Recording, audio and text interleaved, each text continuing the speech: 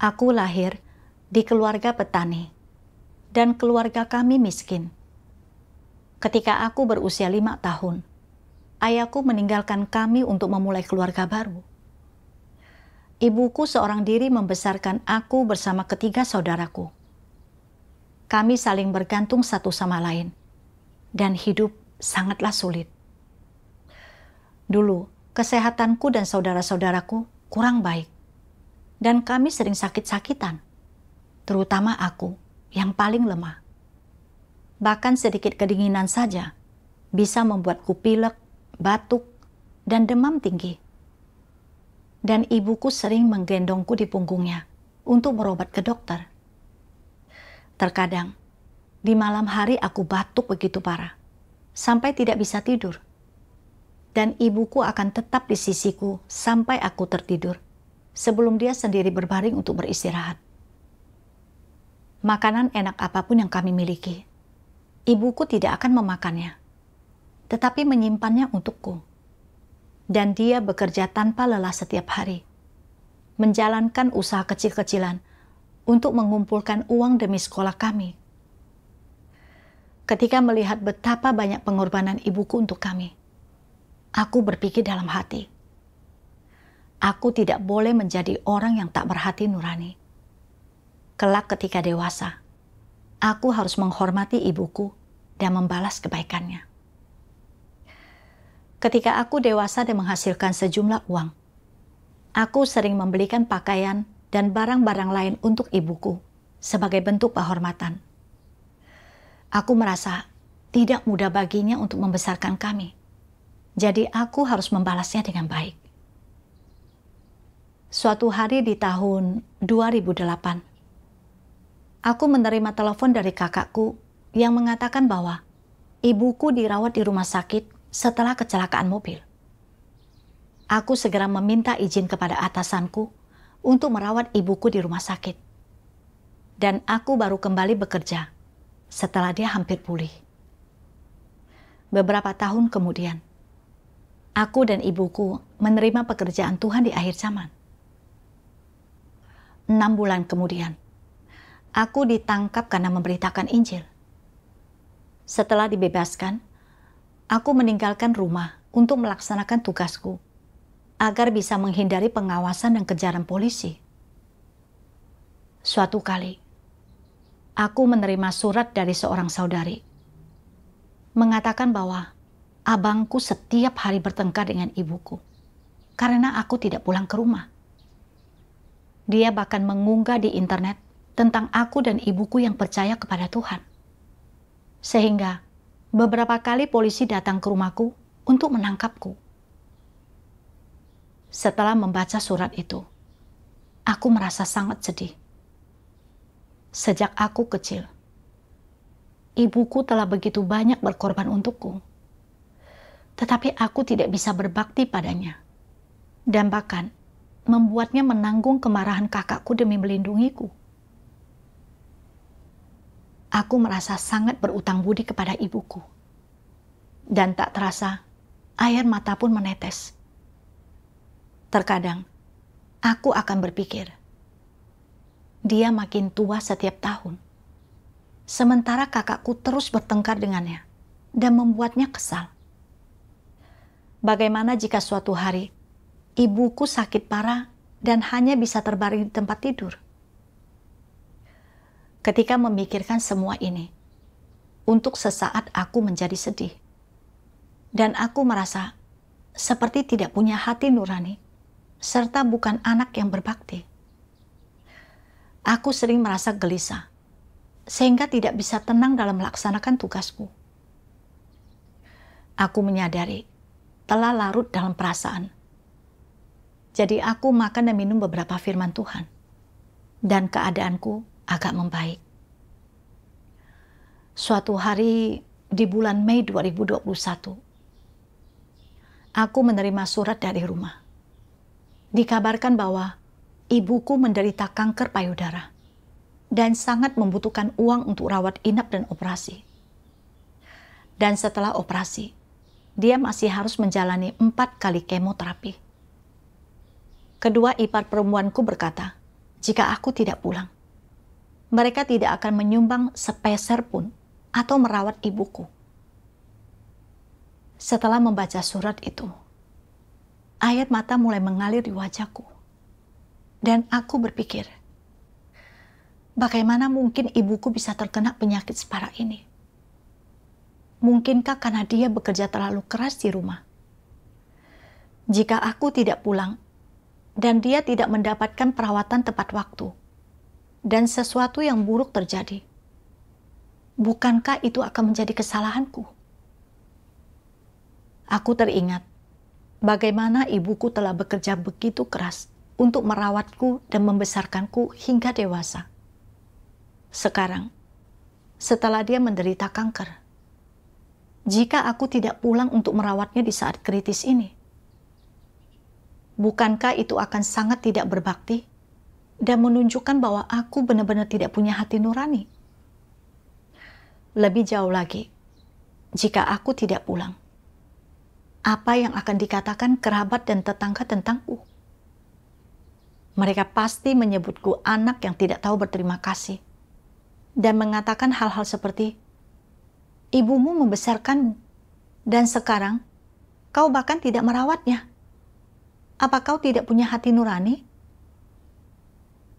Aku juga memikirkan betapa seriusnya kondisi ibuku. Bagaimana jika aku tidak pulang?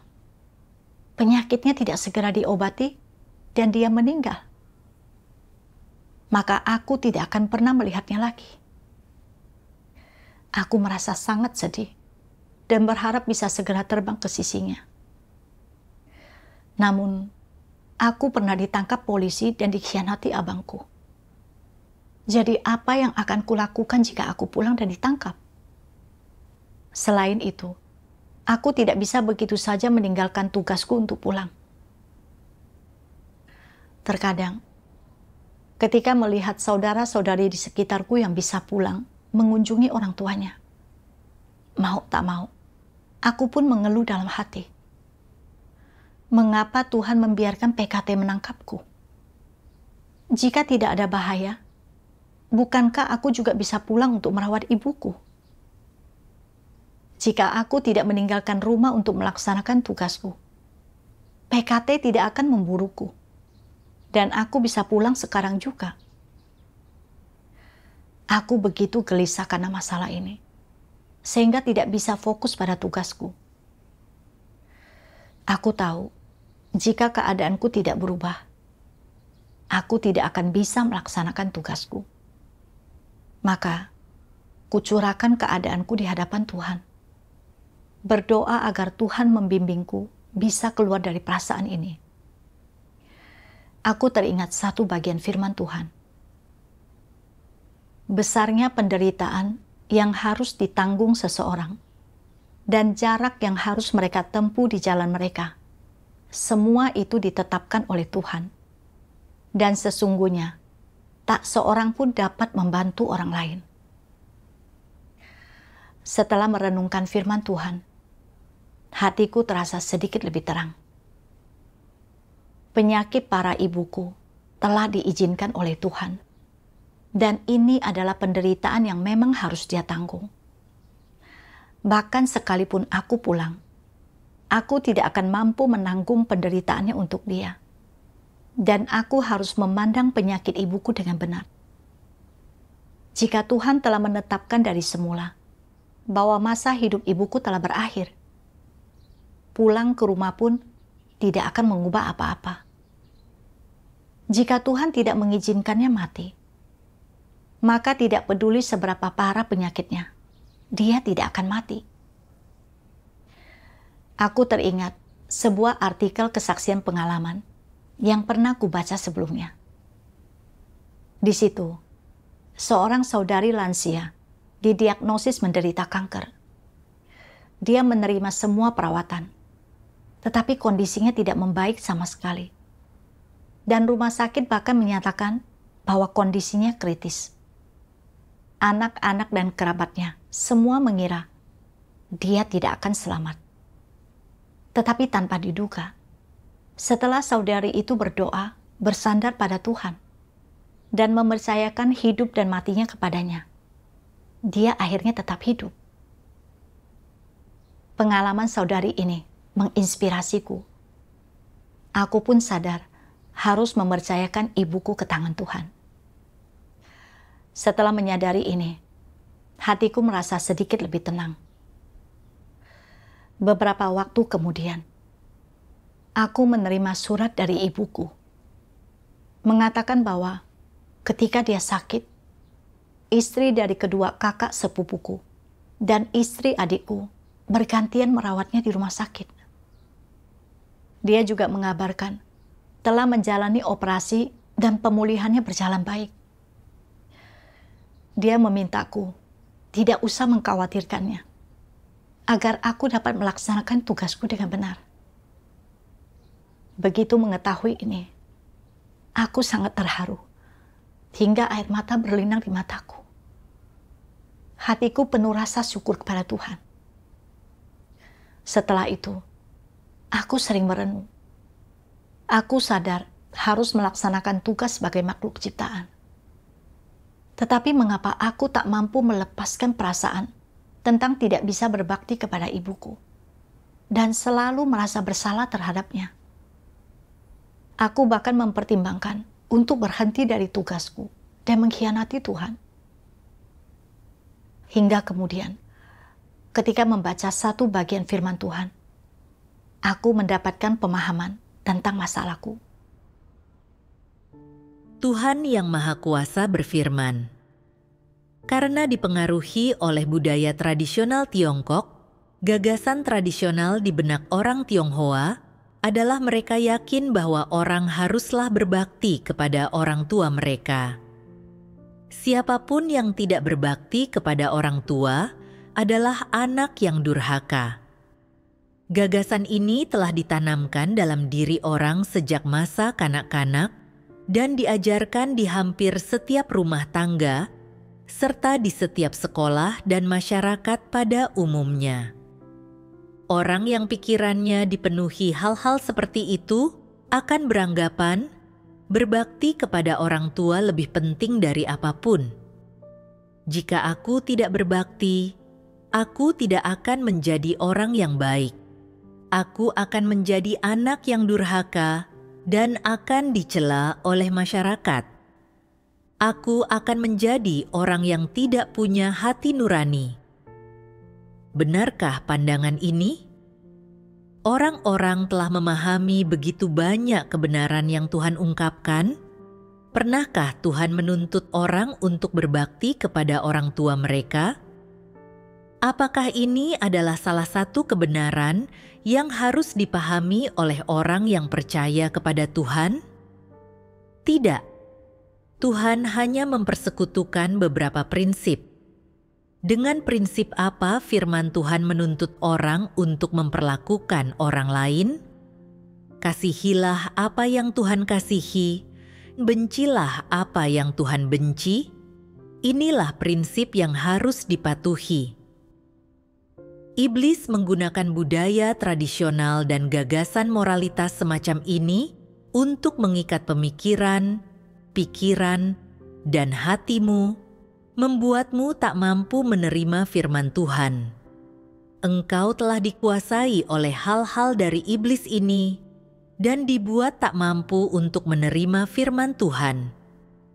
Ketika engkau ingin menerapkan firman Tuhan, hal-hal ini menyebabkan gangguan di dalam dirimu dan menyebabkanmu menentang kebenaran dan tuntutan Tuhan, membuatmu tidak berdaya untuk melepaskan diri dari belenggu budaya tradisional ini.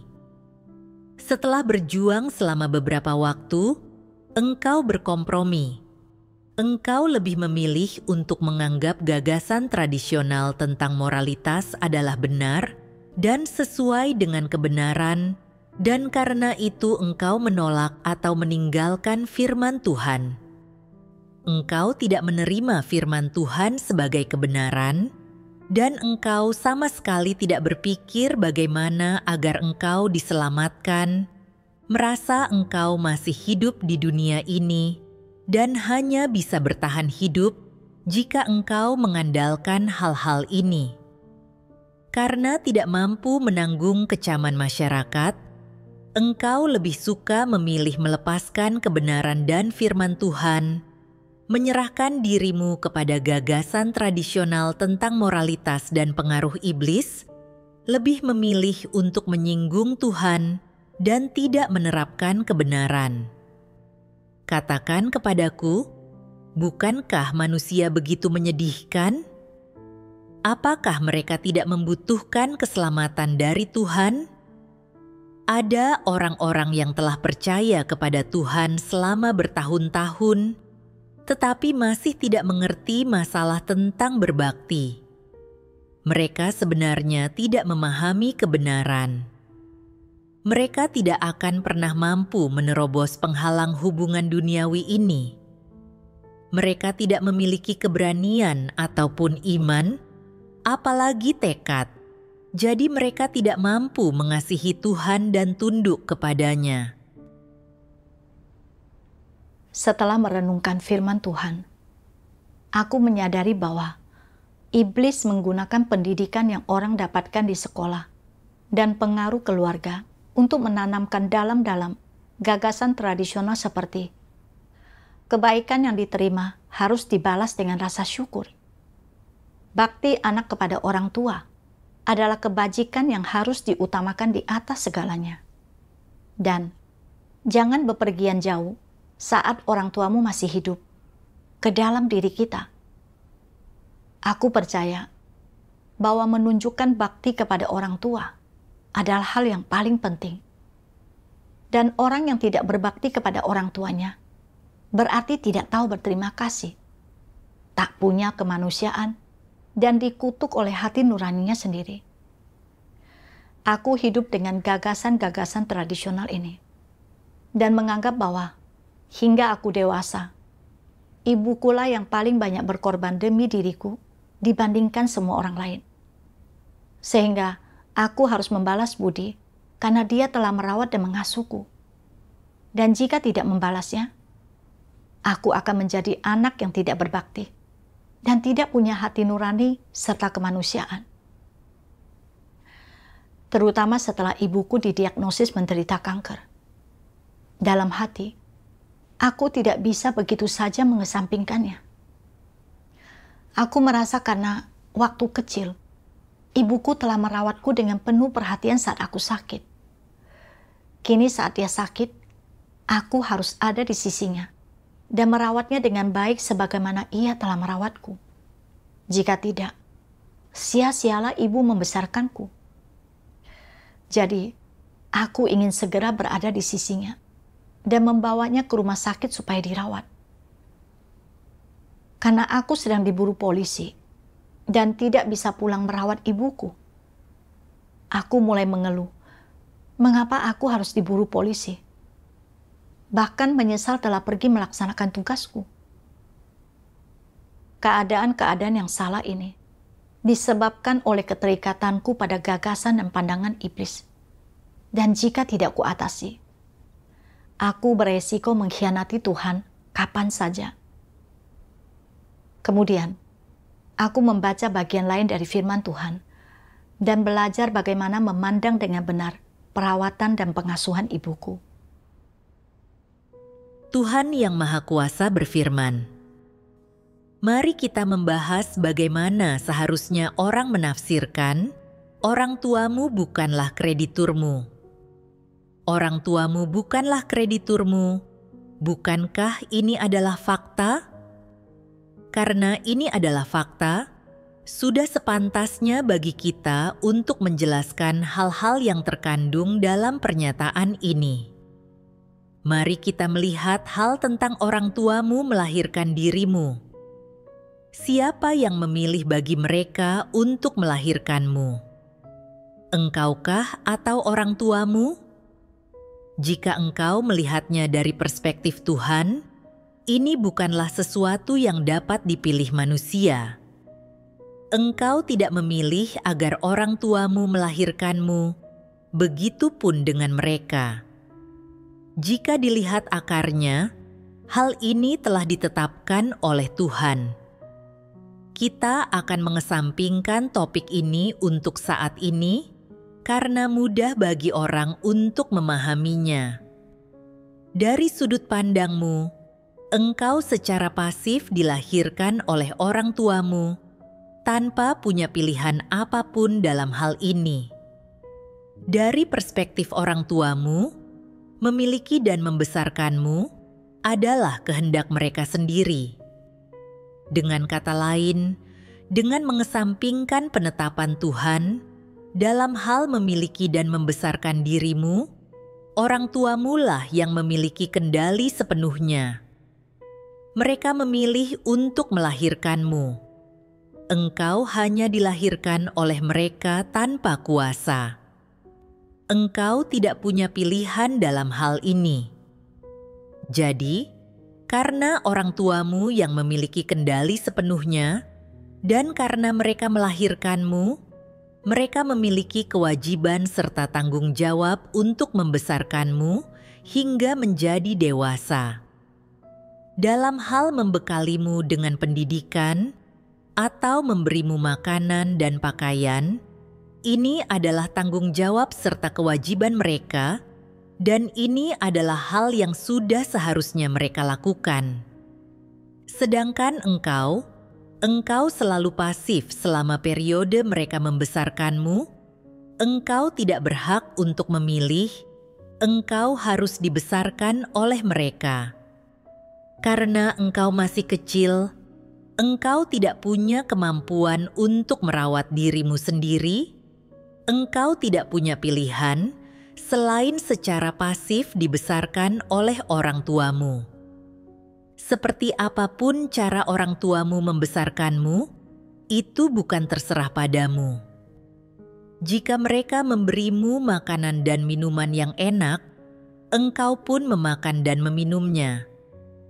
Jika orang tuamu memberimu lingkungan hidup, di mana engkau bertahan hidup dengan bergantung pada sekam dan tanaman liar, maka engkau bertahan hidup dengan bergantung pada sekam dan tanaman liar. Bagaimanapun juga, ketika engkau dibesarkan, engkau pasif dan orang tuamu sedang memenuhi tanggung jawab mereka. Sama halnya ketika orang tuamu memelihara bunga. Karena mereka ingin merawat bunga tersebut, mereka harus memupuknya, menyiraminya, dan memastikannya mendapatkan sinar matahari. Jadi, mengenai orang, entah orang tuamu menjagamu dengan saksama atau merawatmu dengan sangat baik, bagaimanapun juga, mereka hanya memenuhi tanggung jawab dan kewajiban mereka. Apapun alasan mereka membesarkanmu, itu adalah tanggung jawab mereka. Karena mereka telah melahirkanmu, mereka harus bertanggung jawab atas dirimu. Berdasarkan hal ini, dapatkah semua yang orang tuamu lakukan bagimu dianggap sebagai kebaikan? Tidak bisa, bukan? Bagaimanapun juga, dengan membesarkanmu, orang tuamu sedang memenuhi suatu tanggung jawab dan kewajiban. Membesarkanmu menjadi orang dewasa adalah kewajiban dan tanggung jawab mereka, dan ini tidak dapat disebut kebaikan.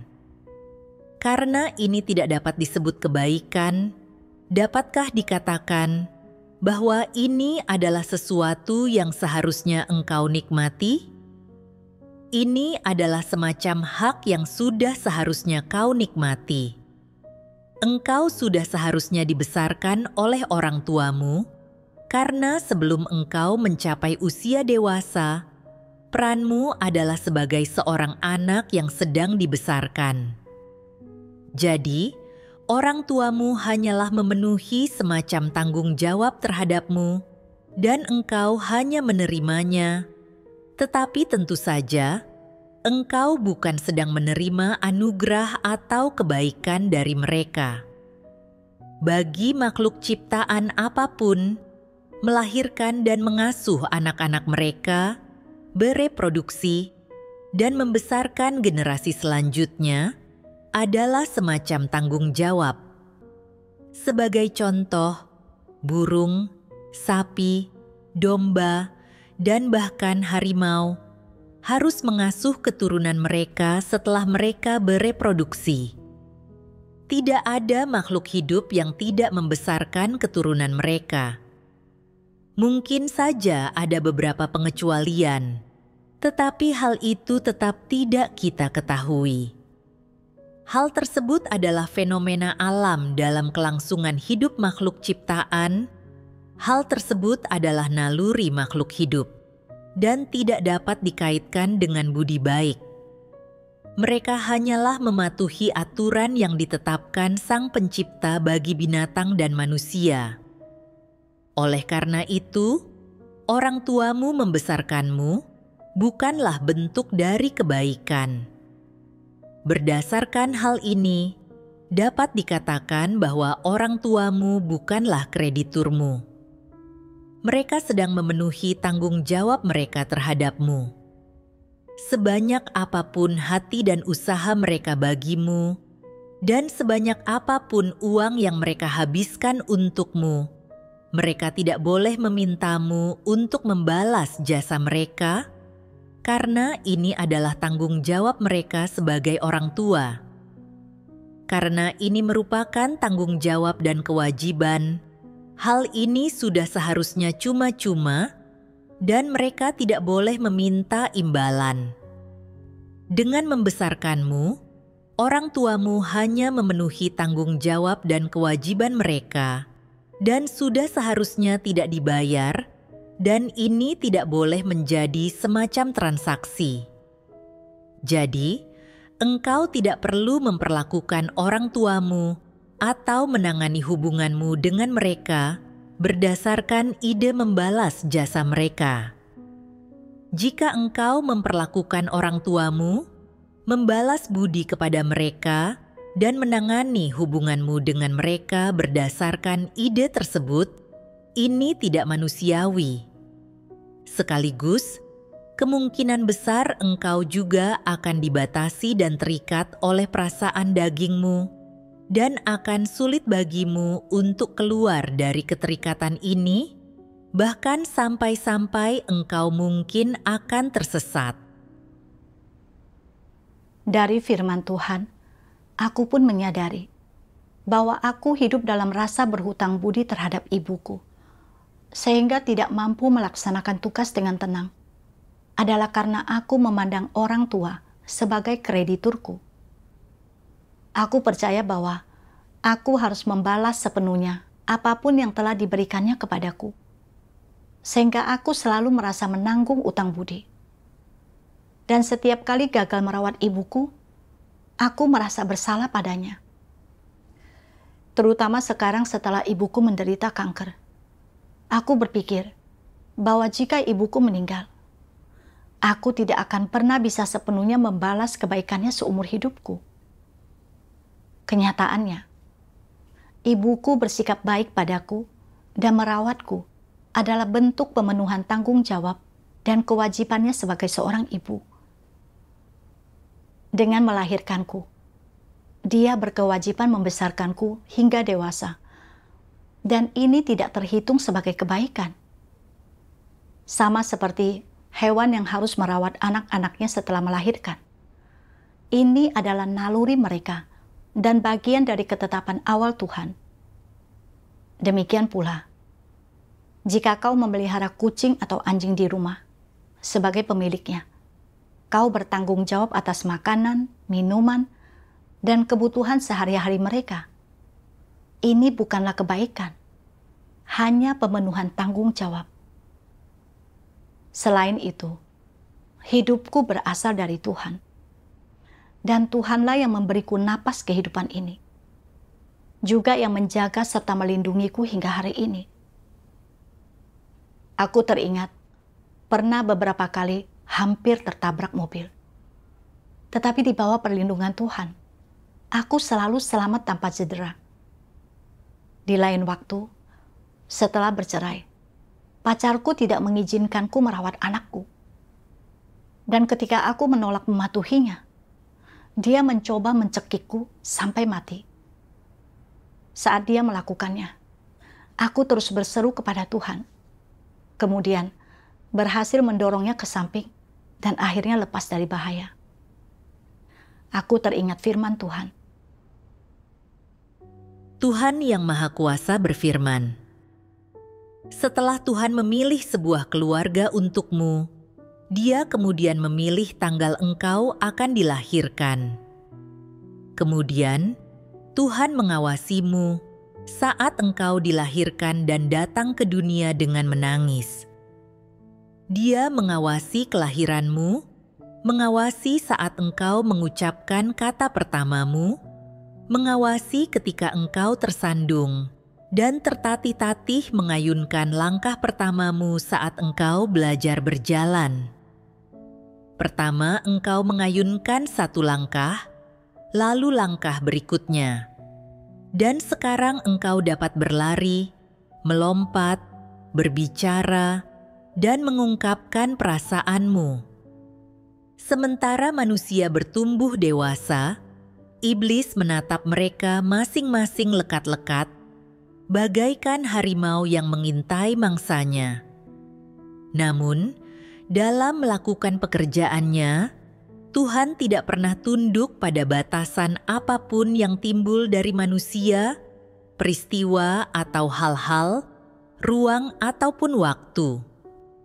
Dia melakukan apa yang harus dia lakukan dan yang memang harus dia lakukan. Selama proses bertumbuh dewasa, engkau mungkin mengalami banyak hal yang tidak engkau sukai, serta penyakit dan perasaan frustasi.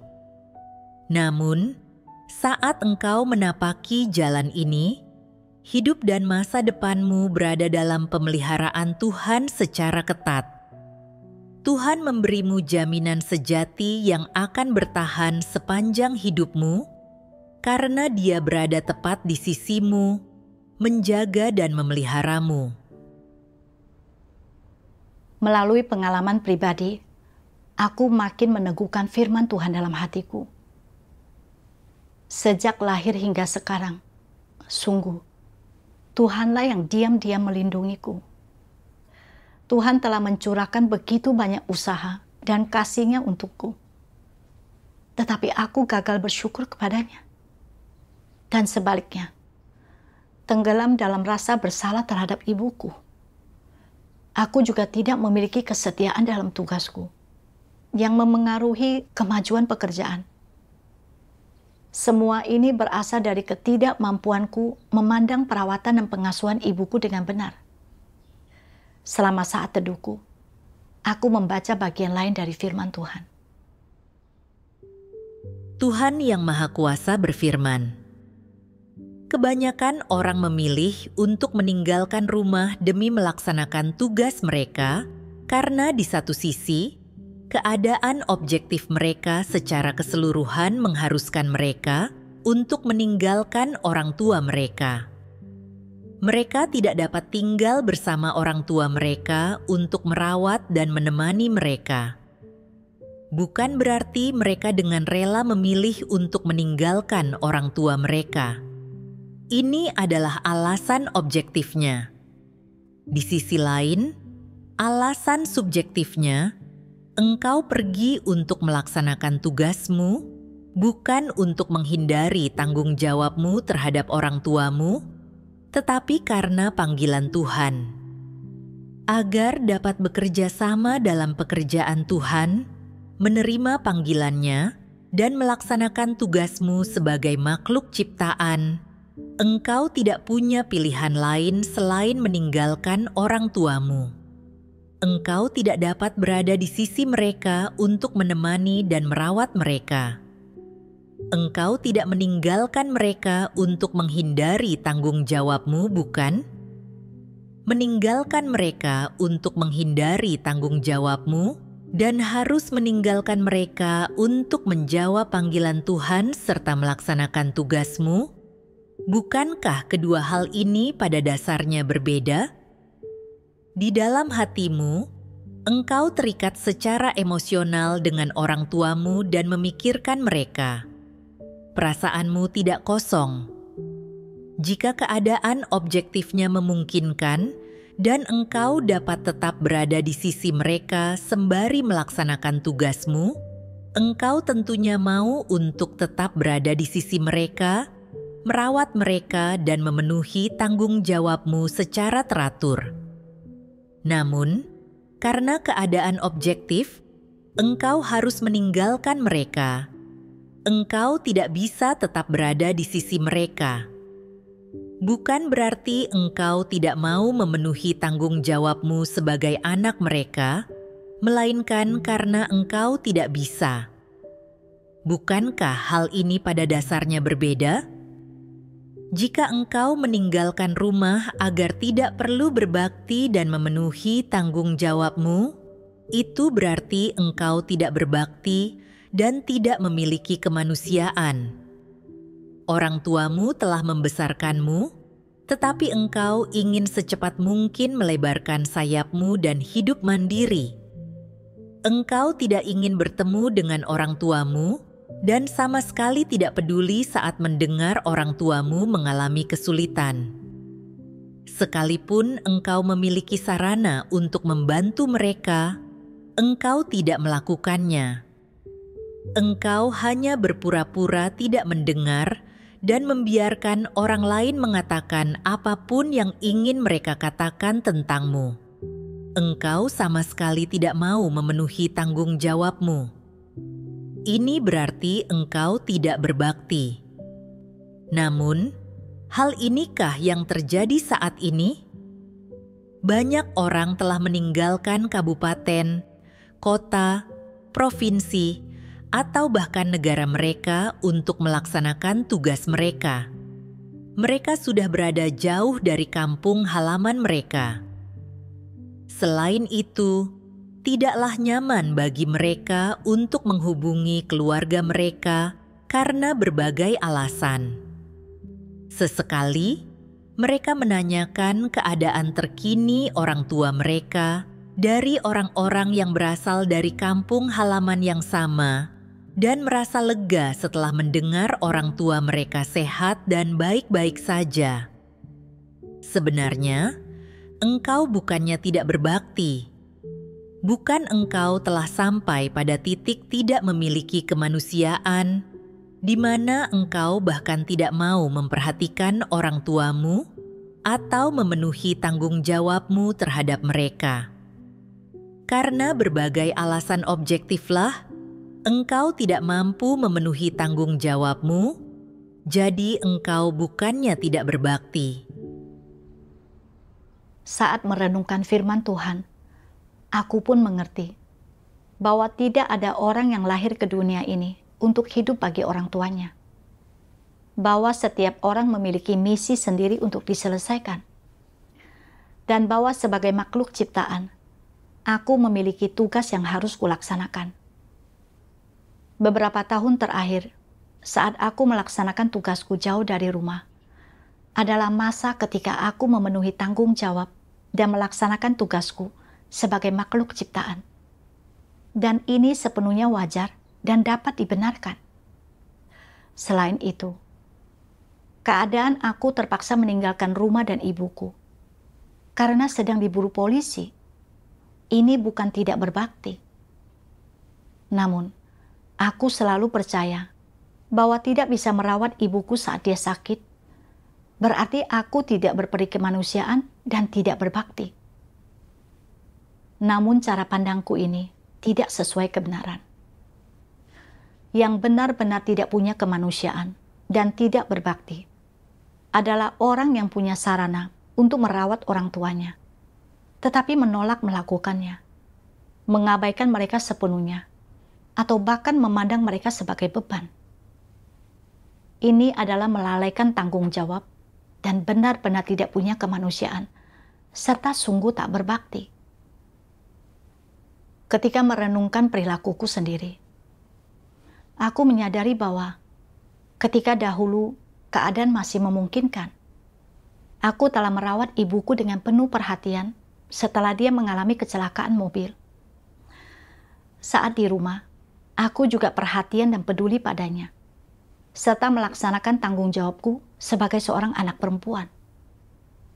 Sekarang, ibuku menderita kanker, dan aku tidak bisa pulang karena polisi masih memburuku. Jika ku ambil resiko untuk pulang, aku mungkin akan ditangkap. Dengan begitu, aku bukan hanya tidak akan bisa merawat ibuku, melainkan juga akan kehilangan kesempatan melaksanakan tugasku. Setelah menyadari hal ini, aku tidak lagi merasa bersalah karena tidak bisa merawat ibuku. Kemudian, aku membaca bagian lain dari firman Tuhan. Tuhan Yang Maha Kuasa berfirman, "Jika engkau selama ini tidak meninggalkan rumahmu untuk melaksanakan tugas di tempat lain, dan engkau berada di sisi orang tuamu, dapatkah engkau menghindarkan mereka dari sakit? Dapatkah engkau berkuasa untuk menentukan hidup dan matinya orang tuamu? Dapatkah engkau berkuasa untuk menentukan kaya atau miskinnya orang tuamu? Apapun penyakit yang orang tuamu derita, itu bukanlah karena mereka terlalu lelah dalam membesarkanmu, atau karena mereka merindukanmu. Mereka terutama tidak akan terjangkit salah satu penyakit yang parah dan serius, atau kondisi yang fatal karena dirimu. Itu adalah nasib mereka dan tidak ada kaitannya dengan dirimu. Betapapun berbaktinya dirimu, betapapun pedulinya engkau merawat mereka, paling-paling engkau hanya akan mengurangi sedikit beban dan penderitaan fisik mereka. Namun, mengenai kapan mereka sakit, penyakit apa yang akan mereka derita, kapan mereka meninggal, dan di mana mereka meninggal, apakah semua hal ini ada kaitannya dengan apakah engkau merawat mereka di sisi mereka atau tidak? Tidak. Setelah merenungkan firman Tuhan, aku mendapatkan pemahaman tentang kedaulatannya. Bahkan jika aku tidak meninggalkan rumah untuk melaksanakan tugasku dan tetap bersama ibuku untuk merawatnya, aku tidak bisa menjamin bahwa dia tidak akan sakit. Seberapa banyak penderitaan atau kemunduran apa yang harus dialami setiap orang adalah di luar kendali manusia. Dan nasib seseorang sepenuhnya ada di tangan Tuhan. Misalnya, ibuku sekarang berusia 60-an. Dan wajar jika memiliki masalah kesehatan di usia ini. Bahkan jika aku pulang dan merawatnya, melayaninya, dan menyiapkan makanan enak untuknya. Paling-paling, itu hanya akan memberinya sedikit penghiburan rohani. Tetapi aku tidak akan bisa menanggung rasa sakit dari penyakit itu untuknya. Aku teringat bagaimana beberapa anak sangat berbakti kepada orang tua mereka, membawa mereka untuk tinggal bersama di rumah, dan merawat mereka dengan penuh perhatian. Tetapi orang tua mereka tetap saja jatuh sakit. Ini menunjukkan bahwa orang tua tidak serta-merta akan tetap sehat hanya karena anak-anaknya bersama mereka. Juga kehadiran anak-anak di sisi mereka tidak akan menjamin kesembuhan mereka dari penyakit. Masalah-masalah ini sepenuhnya ditentukan oleh kedaulatan dan ketetapan Tuhan. Misalnya, ketika ibuku didiagnosis menderita kanker kali ini, kelihatannya parah dan tidak pasti apakah ini bisa disembuhkan. Dan kedua kakak iparku bahkan dengan kasar mengatakan bahwa jika aku tidak pulang, mereka tidak akan membayar pengobatan ibuku. Namun pada akhirnya, justru istri adikku dan istri dari kedua kakak sepupuku yang menyumbangkan uang dan bergantian merawat ibuku di rumah sakit.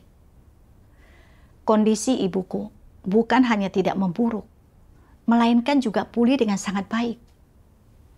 Ini menunjukkan kepadaku bahwa manusia benar-benar tidak dapat mengendalikan nasibnya sendiri.